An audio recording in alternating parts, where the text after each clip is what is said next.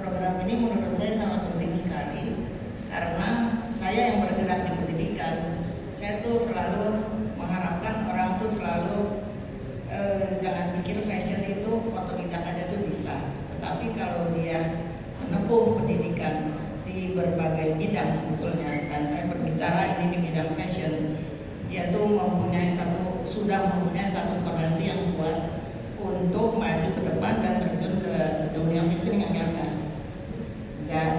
Dan memang selama mereka belajar bertahun-tahun itu semua ada di situ semua dan ada di sini semua.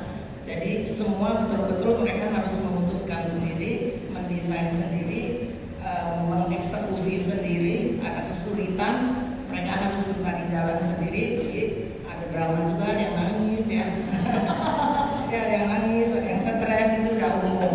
Kemudian pada saat mereka mengerjakan itu, mereka mengerjakan biasanya waktunya kita hanya memberikan dalam 2 hari bahwa dari dikasih konsep dan mereka melalui 5 kali tema. Jadi 5 konsep yang mereka harus wujudkan, dan dari 2 hari itu mereka harus mendesain, kemudian mencari bahan, kemudian mereka membuat pola, mereka jahit sampai saat terakhir presentasi. Tetapi di tengah-tengah itu kita menghadirkan beberapa dari juri-juri ini, yaitu sebagai komentator. Jadi mereka visit, ya kita nggak bilang mentor beneran, tetapi mereka kasih komentar.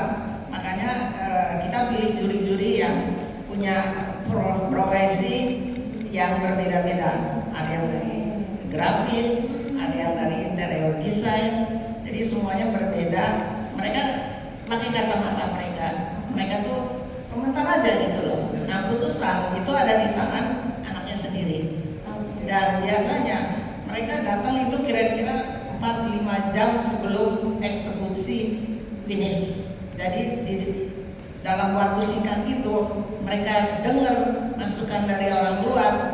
Dia hanya mempunyai 4-5 jam, kadang-kadang ada yang cuma 3 jam. Mereka harus ngapain ya? Gua mesti ngapain? Mesti saya bikin apa? Oke loh, tadi komentarnya ini loh, masukan ini oke. Saya turutin enggak ya? Itu putusan di tangan mereka. Dan ini kita menguji mereka. Bagaimana mereka itu bisa memanage waktu yang dari 2 hari, kemudian ada visitor yang kasih masukan, apa yang mereka pikirkan, apa yang harus mereka wujudkan supaya hasilnya menjadi baik. Terus kemudian mereka juga mendapat uang belanja. Mereka harus memanage uang 500.000 ya untuk satu lot. Dibawanya juga ke Tanah Abang ya, bukan di toko keren-keren. Dan mereka itu semua mesti kerjakan sendiri. Dan mereka juga harus jaga kesehatan mereka sendiri karena di dalam 2 minggu nggak ada istirahat, setiap hari nggak ada hari libur. Oh, jadi nggak ada istirahat ya Bu? Nggak ada. Wow, luar biasa. Jadi benar-benar role play jadi seorang desainer gitu ya Bu ya? Memang kalau ini mereka itu waktunya mungkin habis di jalan ya. Mudah-mudahan tahun depan mereka bisa dapat akomodasi yang dekat, jadi nggak usah jauh-jauh gitu loh, karena itu membuang waktu. Ada yang namanya di Cinere kan kalau nggak salah, jauh sekali ke Cikini itu Jakarta Pusat. Jadi saya tahu sekali perjuangan mereka, tetapi saya sangat appreciate dengan kalian semua, nggak ada yang mundur sampai detik terakhir. Luar biasa lah ya karakternya ya Bu ya.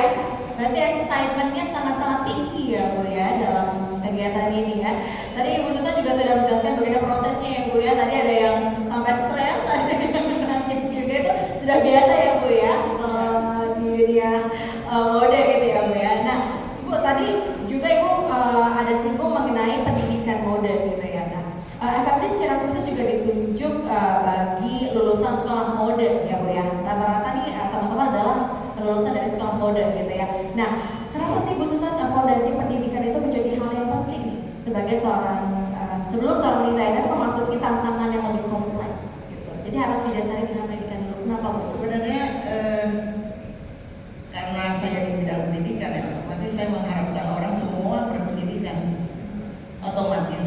Tetapi kita juga tidak menutup kemungkinan, kita juga terbuka andaikan nanti ada peserta yang otodidak, Oke. tapi menjanjikan. Kita pasti akan mempertimbangkan itu, dan tetapi tetap ujung-ujungnya akan harus melalui pendidikan juga. Oke. Jadi bisa jalannya kan bisa macam-macam. Pendidikan dulu ikut lomba, bisa juga ikut lomba dulu, kalau memang kamu keren, pendidikan di belakang. Oh, oke.